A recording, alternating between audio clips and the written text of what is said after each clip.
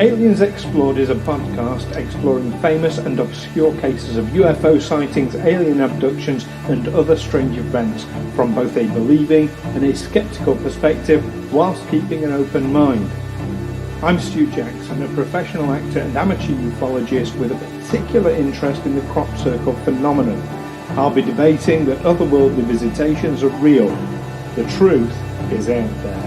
And I'm Neil Kelly. I'm a professional actor as well and used to work for the military as an intelligence analyst. I'll be arguing from a more doubtful point of view. I mean, it's all a bit far-fetched, isn't it? Most of us are familiar with the theory of evolution, whether we accept it as scientific fact or not, of how we evolved from fish to ape to primitive human prototype to the advanced Homo Sapiens we are today. But how did those changes come about, completely replacing one species of creature with another? Was it a natural terrestrial process, or was some kind of otherworldly actor involved? Join us on this numerically significant episode 42 of Aliens Explored to find out if we really do have any clue about life, the universe, and everything. Welcome, listeners, to Aliens Explored, your weekly podcast where we look into UFOs, UAPs, otherworldly things, and that sort of, I don't know, I've lost myself there. I lost my train of thought. But not to worry, you know what you're listening to, that's why you've come here. I'm one of your hosts, Stu Jackson. And I'm your other host, Neil Kelly. And I am so excited about this week's episode, Neil, because I'm quite well known for being a Trekkie, but I am also a huge Douglas Adams' Hitchhiker's Guide to the Galaxy fan. Me too, although I haven't read it for a long time. I really must revisit. Really must. Oh, yeah. I try and reread it every couple of years.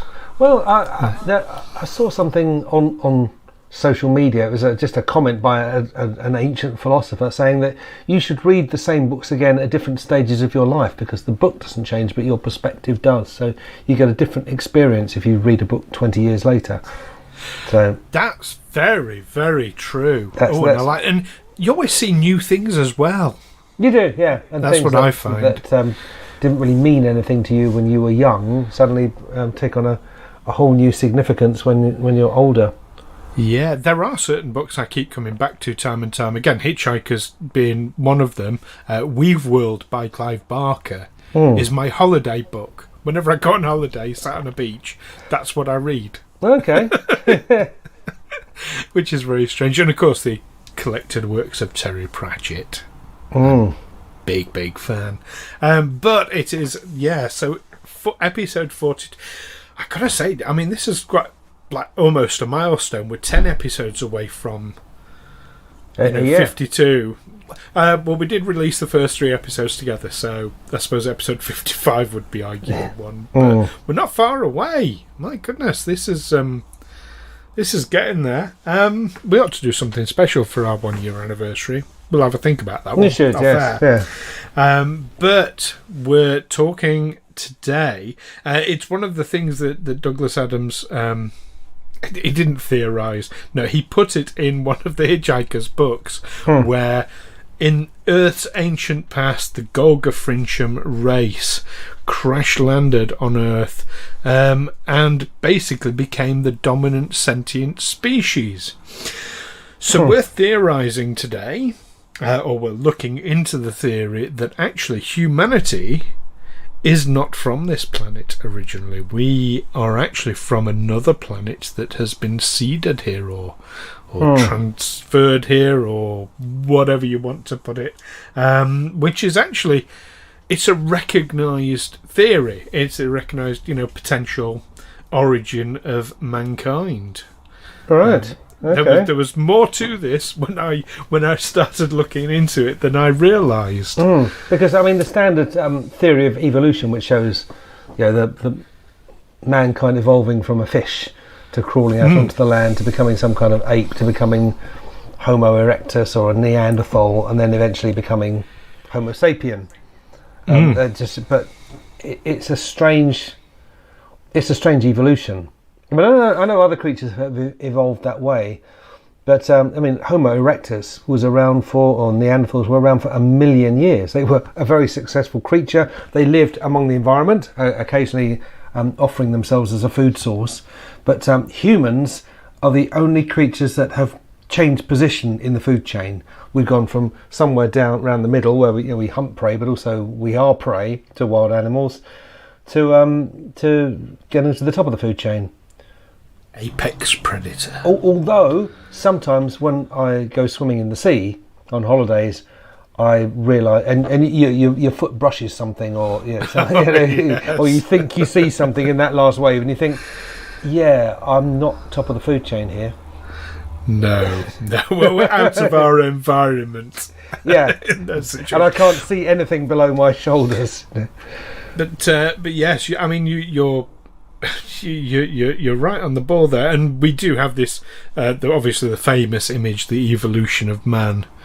Starting out with the monkey and then becoming more and more erect as he walks along. There is of course very famously in our evolutionary history the missing link, which sort of plays into this theory quite heavily, which could it be that in fact exactly as Douglas Adams portrayed in the book, that humanity or humanity was evolving down a particular path.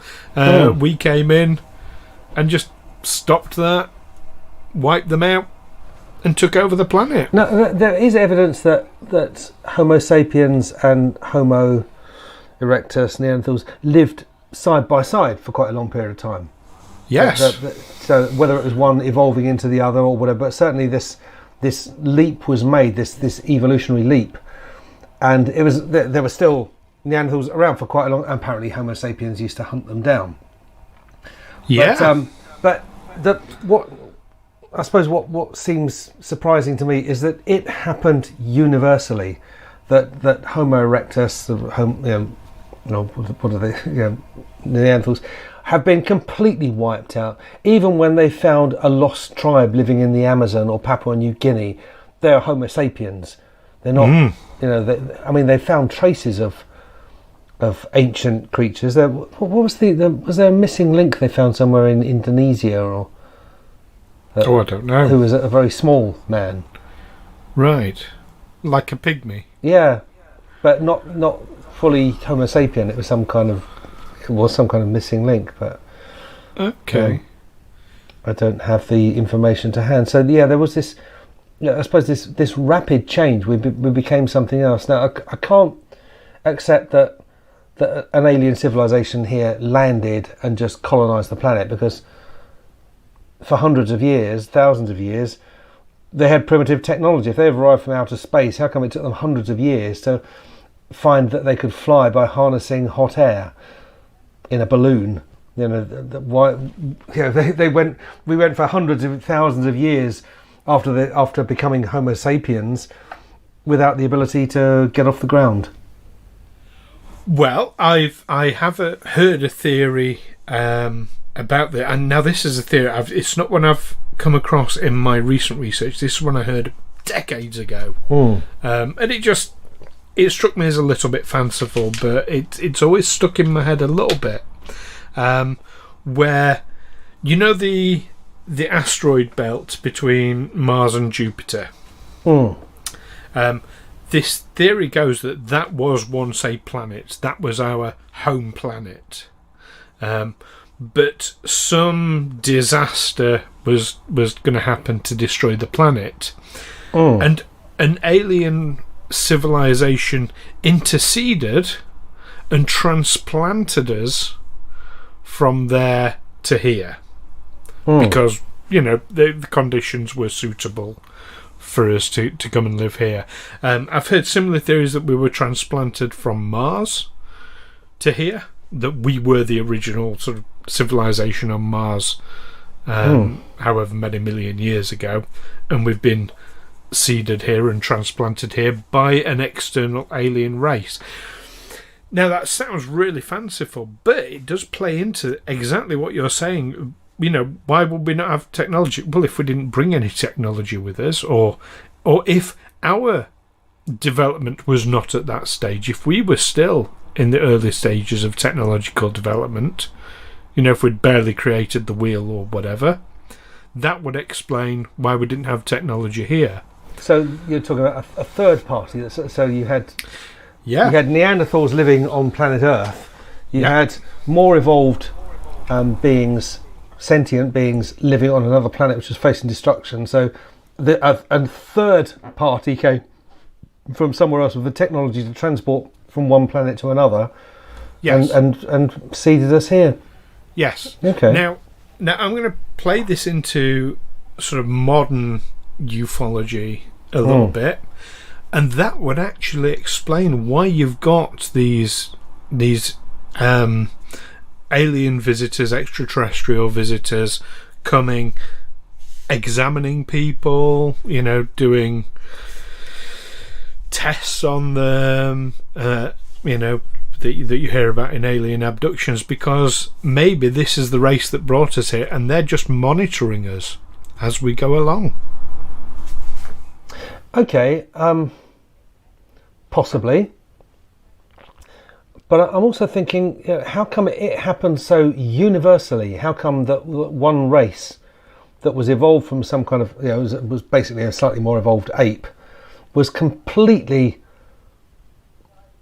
completely extinct? I mean, was Homo erectus living all over the world, or were they only in a few limited areas that could easily be taken over? Well, I don't know. I don't have those kind of answers, but it does strike me that actually, Neanderthal man, Homo erectus, would have only been in certain areas that were easily accessible. Now, as I understand it, they were fairly nomadic, so they would have travelled, but at the same time, they can't cross vast oceans because they weren't seafaring. So it's only basically places you can get to on foot. Yeah. So they wouldn't have travelled that far unless there was an external influence again. But even the early Homo sapiens lived in pretty much the same way, didn't they? They would be hunter-gatherers. They couldn't develop any kind of civilization because they're constantly on the move, and everyone has to concern themselves with hunting or gathering food, which is exactly the way that the Neanderthals are living, except that Homo sapiens are better at it because they've got bigger brains and they can organise better, and they can actually hunt down the Neanderthals in a way that Neanderthals. I mean, I can imagine occasionally a Homo sapien will be caught by Neanderthals and come to a sticky end, but more often than not, it'll be organised Homo sapiens hunting down and maybe eating, like chimpanzees eat other monkeys, don't they? So. Well, I'm gonna throw this speculative. Right, I'm gonna go right down the rabbit hole here, and I'm gonna speculate even further. That what if this third party, the aliens who potentially brought us here, what if they knew that the Neanderthals were in fact a doomed species? What if they were an evolutionary dead end? That were going to die out anyway? That would again make Earth the perfect place to bring a not dissimilar species. Yeah, or maybe there was some natural cataclysmic event, like the meteorite strike that wiped out the dinosaurs. That there was something, Yellowstone Park erupted or something, caused widespread devastation. Okay, let's all settle down now. The dust has settled. Let's plant our hybrid beings. Could be, but I mean, we would have evidence of that in the way that we do have evidence of the meteorite strike that wiped out the dinosaurs. We would have evidence of that today, but maybe I don't know. Maybe there was just some genetic defect in Neanderthals that they were going to die out in 1,000 years or 2,000 or 10,000 or whatever, and that these aliens were aware of that. And then they lasted 1,000,000 years, didn't they? But I suppose the thing I'm struggling to get over is, for instance, the experience of being invaded by aliens is something the Native Americans have had, the native Aboriginals of the Aboriginal peoples of Australasia. They've had the experience of suddenly finding these new arrivals with far greater technology. European settlers arrive with far greater technology, and of course they keep that technology and they use that technology to subjugate, exterminate, and colonize this new world that they found. So I would have thought, people coming from another planet, they would have brought a certain amount of technology with them. Well, unless all they did was come here and abduct a few Neanderthals and implant them with a seed, make them pregnant. Maybe that's where the Immaculate Conception comes from. Apologies if anyone thinks I'm blaspheming. Immaculate Conception is basically being abducted by aliens. You've had this thing implanted into you, and what you give birth to is a more advanced being than yourself. Now you're getting into another area of this theory that we are an alien species ourselves. But I mean, you mentioned about the Native Americans. I mean, almost every religious text can be interpreted in terms of the gods as being aliens, and we've certainly covered that in previous episodes as well. And one last thing, just to kind of close up before we go down to this sort of panspermia route, which is a whole other section. This idea that we, as we are today, or slightly evolved, but pretty much as we are today, were transplanted from another planet. Our circadian rhythms, so our body clock, as we know it, doesn't match Earth. Right. It's slightly out from Earth. It's similar, but it is slightly out. So we're kind of not in tune with the vibes of the planet in the way that all other creatures are. Yes. And of course, we are the only creatures who have this mental capacity. That I think we're the only creatures who understand our own death, don't we? And speculate about what happens after death. My cat has no concept that it's going to die one day. I don't know. I think, having had a lot of animals over the years, I think they are aware of the concept of death. I think most animals are. I don't think they think in terms of afterlife. I don't think they think like we think, but I think they have an awareness of death. Certainly. And when you hear about the faithful dog will sit by his master, as his master's dying and things like that. They know. Know. Or the hospital cat that will sit on the bed of the next person to die. Exactly. Yeah. Your time's up when that cat comes and sits on your bed. Yeah. Doctor Sleeps. Good Stephen King book about that exact thing. So now, you started down a route there that maybe we have been colonized from aliens through this panspermia, where basically this idea that our genetic material was implanted onto the planet by an external force, either deliberately or accidentally. Nobody's sure. The origins of life on this planet are vastly unknown. Nobody really knows. They can only theorise. And one major theory is that biological life was brought to this planet on a meteor. So that's reasonable. If that was a deliberate move, yeah. And is there any knowledge or any information about whether the first Homo sapiens were born to Neanderthals? They would give birth to this creature that's a bit like them, or quite a lot like them, but different in so many ways, and they would just, this young lad's a bit odd, but we'll treat him as one of our own, not realising that actually, we're having a bit like the children of the damned, or the mid-witch cuckoos. Suddenly, all the women are all pregnant, and they all give birth to these strange children with what seem to them to be supernatural abilities.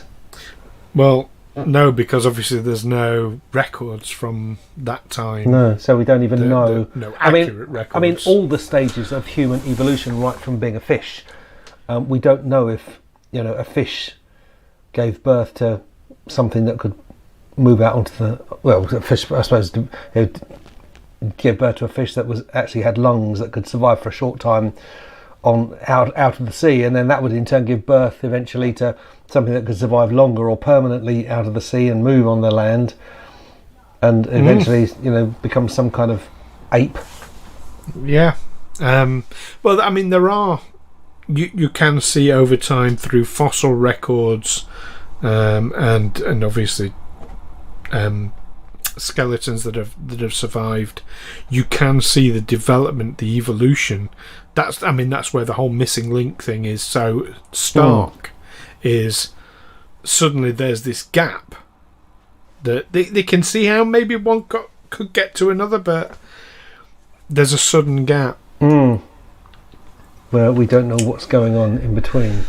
And of course there isn't a fossil record of us. We haven't been around long enough to be in the fossil record. No, we haven't. That's very true. Yeah. Which again kind of makes you wonder. But yeah, now an interesting thing I came upon about this panspermia idea. In 2015, this was discovered in space on a piece of meteorite that was I suppose captured or collected or however. They discovered a small, and I'm talking microscopic, it was the width of a human hair, a metal ball. It was made of titanium and vanadium. Inside was a gooey biological material. Wow. Now they've no idea what it is, but it has been theorized that maybe this is genetic seeding material for planets. That we found a way to... That some alien race has found a way of seeding their genetic material to other planets through this method. Well, I think American listeners will know what this is more than British listeners. There's something called. Have you heard of sea monkeys? Yes. They're little things you give to kids, and they're basically shrimps, but they come freeze dried. In the UK, they could. We call them brine shrimps. Brine shrimp. And they're sold as live fish food. Yeah, but you get them freeze dried. And you get them into water, and they eventually come to life. Yeah, you'd send off it. Right, so I'm going back a long time. You'll remember this. In the back of comic books, you would have send us $1 for your free packet of sea monkeys. It was in the back of American comic books, and it was sent to this. I think, well, no, you can't order things. Certainly, me growing up in the 1960s, you can't order things from America very easily, even if it's a packet of sea monkeys. But it was always next to an advert for X-ray specs. Yes. And I always wanted to know how they work. I had a pair when I was really young. Did you? It was just cardboard with a tiny pinhole cut in. To this day, I don't know how that would have worked. Well, I think when you hold up your hand, when you put a light behind your hand, and it looks like you're looking through through the bone, looking at the bones of your hand. It's an effect.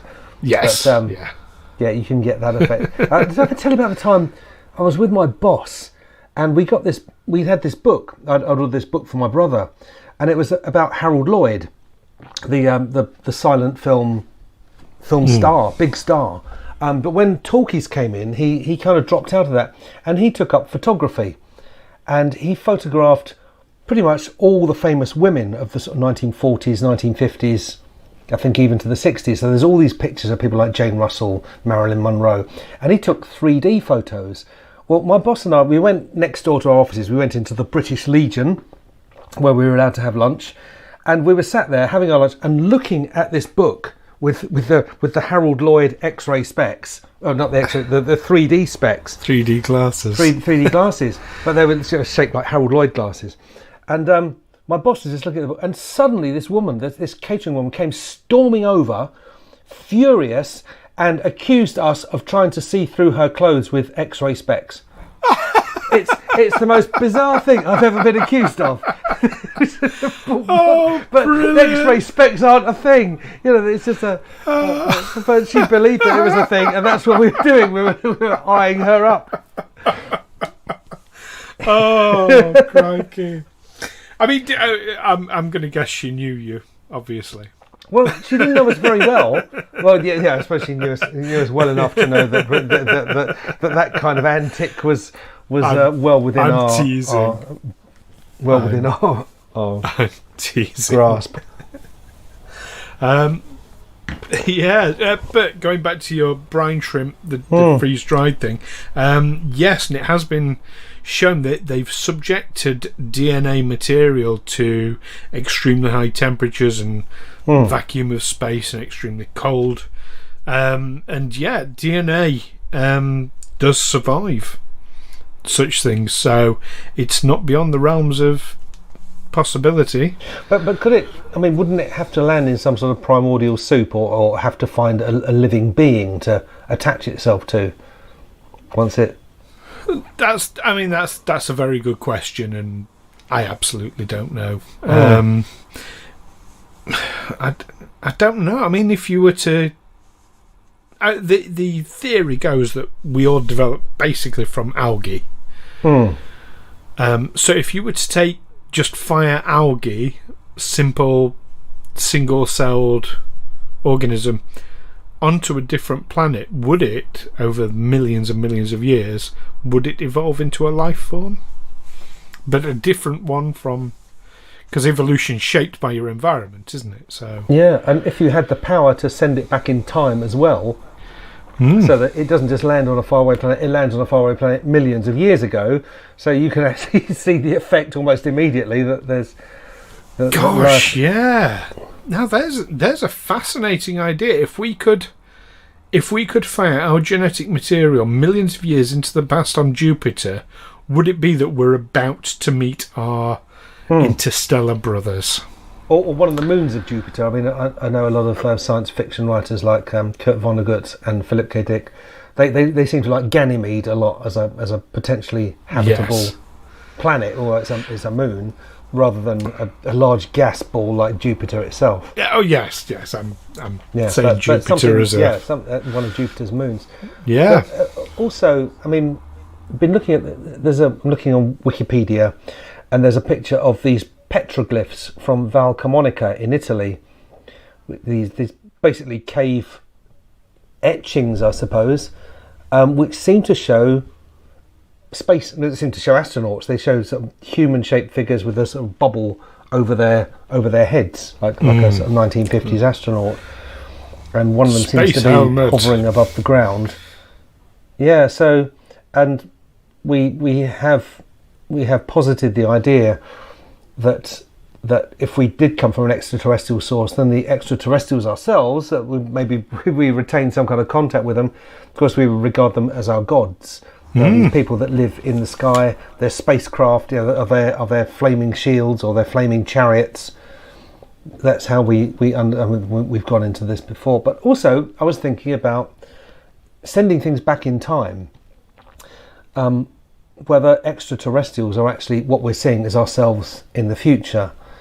Now, Stephen Hawking said, and I don't know much about what Stephen Hawking said because a lot of it goes over my head, but what he said is that a time machine to travel back in time is possible, it's perfectly possible, and for all sorts of reasons that he understands that I don't, you couldn't go back beyond the time when your time machine existed.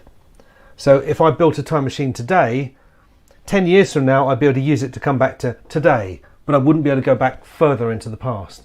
But that's what Stephen Hawking understands. Maybe it is possible to travel further. I mean, the value of that will be, for instance, if we sent a manned mission, a piloted mission to somewhere in the Alpha Centauri solar system, which is was it 1 light year away? And they stayed there for a few months, and then they could travel at the speed of light and get there in a year, and then stay there for a little while, and then come back again another year at the speed of light. When they came back to Earth, far more than 2 and a bit years would have elapsed. They would find themselves way into the future, because that's how time works at the speed of light. So what you need is a time machine. So as you're coming back, you go back in time to some time quite close to when you left. Yeah. So that So you don't get back to find out that the apes have taken over and blown it up. Yeah, or that that you come back to find that all the people who sent you off are dead, and their great grandchildren are now living, and they've got no record of you. You're just suddenly an alien arrival. Yeah. But if a time machine could go back further, or if it, maybe it is ourselves that we're seeing. Stephen Hawking, obviously I've got all the respect in the world for the stuff he's, but he often changed his views and his theories on time travel. I know he posited, for example, that time travel via mini black holes would be impossible for various reasons. But then in 2005, I think it was, he completely changed his mind. He said, "Oh, actually, no, it would be possible via black holes because of reasons." I'm not going to go. I'm not even going to attempt to go for, but he completely did a U-turn. So, I mean, the fact he said at some point, it would only be possible within the existence of the time travel machine. It might have changed his mind. Yeah. Just because he said it doesn't make it true. He does know an awful lot more than I did. Well, he did know an awful lot more than I did. The fact that he's willing to alter his views in the light of new evidence or new discoveries, well, that's a sign of intelligence, isn't it? And that's what science is all about. Really you don't just stick, you discover something and stick dogmatically to it, in the face of any evidence that disproves it. Absolutely. But there we go. So we've come to our usual place in the show where we summarise then. So, Neil, have we convinced you that we're the aliens all along? I mean, it's like a Shyamalan twist, isn't it? Yeah. We were the aliens all along. Yeah. Was Scooby-Doo, it was always us.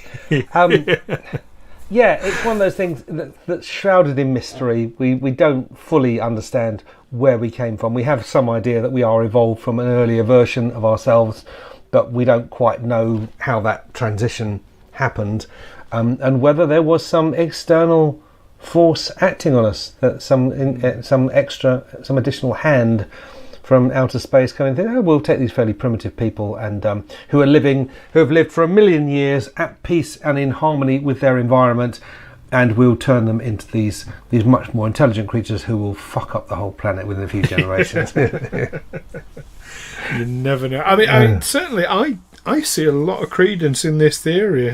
I think it bears out, and hopefully one day as our own technology advances and our understanding of the universe and the planet and ourselves improves, we'll one day get the answers. Probably not in our lifetime, Neil, but one day. But what do you think, listeners? Are we talking a load of old tosh here?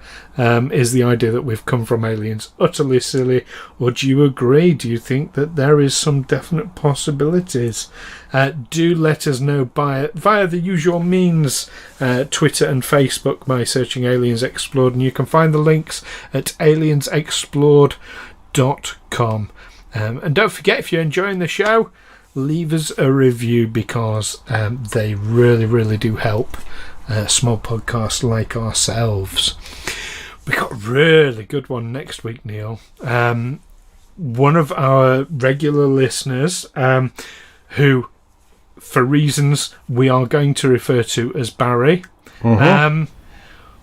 has been in touch. Now, Barry is an aeronautical engineer, and he's got some fascinating information for us about some aircraft that's being developed that may relate to a lot of UFO sightings.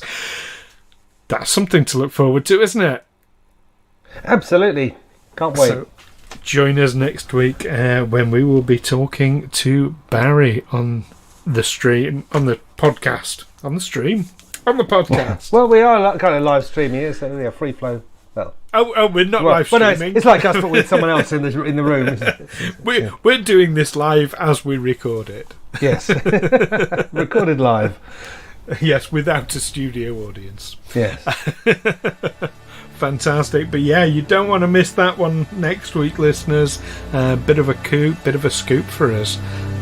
So in the meantime, keep watching our evolution as a species and the skies. And your space monkey, your sea monkeys. Sea monkeys, space monkeys would be another thing.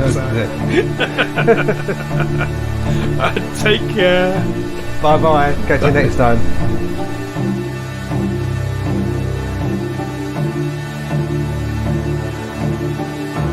Aliens Explored is a Fecal Films production in association with Juicy Falls. Music by Darren Mafucci and editing by Stu Jackson. Find us on Twitter or Facebook by searching Aliens Explored or visit us on aliensexplored.com.